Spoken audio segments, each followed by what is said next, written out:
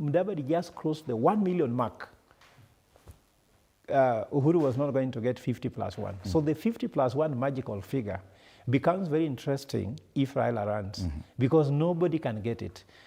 Even if Raila just announces, I'm running, then he goes to his bedroom and sleeps until the next day we are announcing results, he will carry minimum 3 million votes.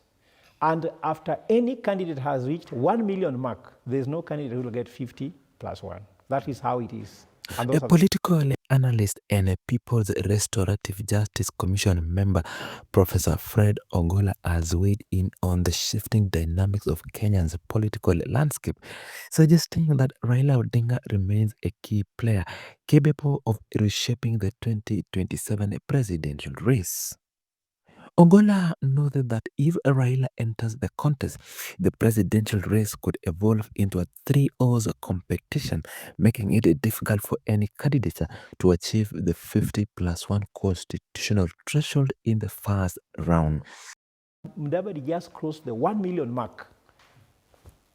Uhuru was not going to get 50 plus 1. So the 50 plus 1 magical figure becomes very interesting if Raila runs, because nobody can get it. Even if Raila just announces, I'm running, then he goes to his bedroom and sleeps until the next day we are announcing results, he will carry minimum 3 million votes. And after any candidate has reached 1 million mark, there's no candidate who will get 50 plus 1. That is how it is.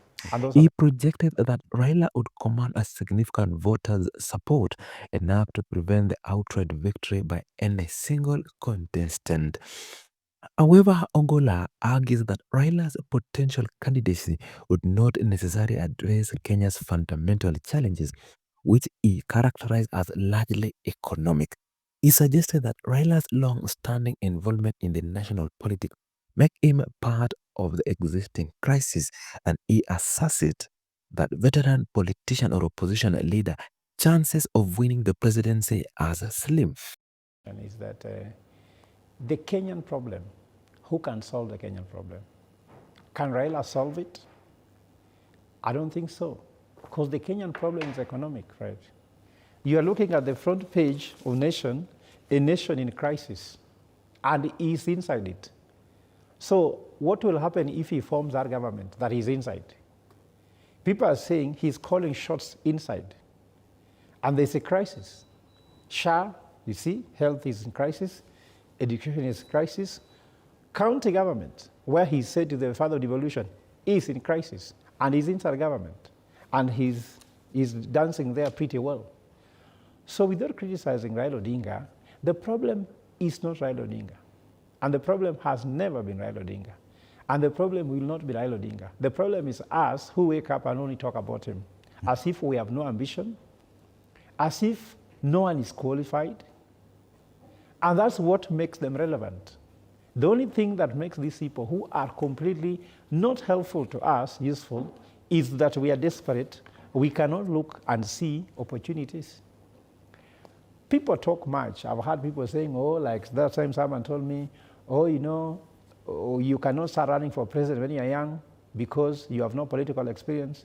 Tell me where Trump was elected before he became president. He was elected to that office. When you want to change this nation, we cannot use the old tools which have created this system. If someone has been running for president for 5 times, those are 25 years, and every time he is in government, and that government does not deliver, how are they the right tools now to solve the problem? And I would tell you without fear of doubt, Raila knows very well he has no chance to win the presidency. He is playing games with people. I also can tell you that 98% chances are Raila will back William Ruto. But this, what they are doing here is that they are just giving you what they call a smoke screen. I can tell you that. According to Ogola, Raila may ultimately throw his support behind President William Ruto in 2027. Turning to former President Uhuru Kenyatta, Ogola observed that despite his retirement, Uhuru remained intense to maintain influence in the national politics. He pointed to Uhuru's effort to revitalize the Jubilee Party by backing former Interior Cabinet Secretary Fred Matiang'i, arguing that Jubilee relies on Matiang'i's leadership to avoid political irrelevance. Uhuru Kenyatta had his own party. Ruto had his own party. Kibaki had his own party. Moi had his own party. Of course, he inherited it, but he inherited a party of his. Kenyatta the same. Matiang'i believes that you can come from Kisii and take a party from Mount Kenya and be identified. There will be identity crisis there. I'm thinking that if it's me asking me, then Matiang'i should think otherwise, because he will be seen even by the Kisii as a stooge of Jubilee. Mm-hmm. They won't own him compared to if he built a party which is homegrown. Fred, as I said earlier, that politics is not supposed to be tribal, it's local, but not tribal. Mm-hmm. So, I mean there's local mobilization, because I cannot come from here, then go to Mount Kenya, and believe that Mount Kenya will love me for me. I have to get somebody from Mount Kenya, whom I work with, who can sell my policy in the local context of Mount Kenya. Doesn't mean it's tribal, but it just means I'm being local. Mm-hmm. So local ownership of Matiang'i will be very important for his candidature. So if you ask about the Uhuru Kenyatta thing, then I come to your main question directly. Uhuru Kenyatta retired, but he wanted still to be active in politics. And he discovered the only way to do that is actually to ensure his party survives, because if he doesn't want to be active in politics, you know the court cases have dragged for 3 years.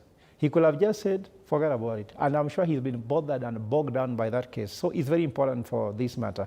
But he has found that to strengthen this party, you might get somebody who is as strong as Matiang'i to come into that party and maybe give it the way it goes. So I can end there by saying that it seems Jubilee needs Matiang'i than Matiang'i needs Jubilee. Mm-hmm. Because if Jubilee does not get any strong candidate like Matiang'i, then Jubilee is actually dead. Why am I trying to say so? Jubilee had around 30 elected members of parliament, but if you say that Jubilee is having many, number 3, those number 3 are only on paper. Most of them joined William Ruto immediately. Mm-hmm. That's why Jubilee actually was taken dead. In fact, there's a time even Ruto was calling Sabina Chege, party leader of Jubilee. Kanini Kega were the one calling shots in Jubilee. So we know very well that the 2 members of parliament who are with Jubilee are around 2 people only. And some of them decide to be neutral. So Jubilee is technically dead if Matiang'i does not come. Now the question about strong opposition. I want to say this, Fred, and this is my prediction, and it might come to pass. If Matiang'i comes in, takes up Jubilee, and strengthens Jubilee in Mount Kenya, and then Jubilee starts giving DCP a strong competition, I'll tell you the following. Gachagua will come out gun blazing, mm-hmm.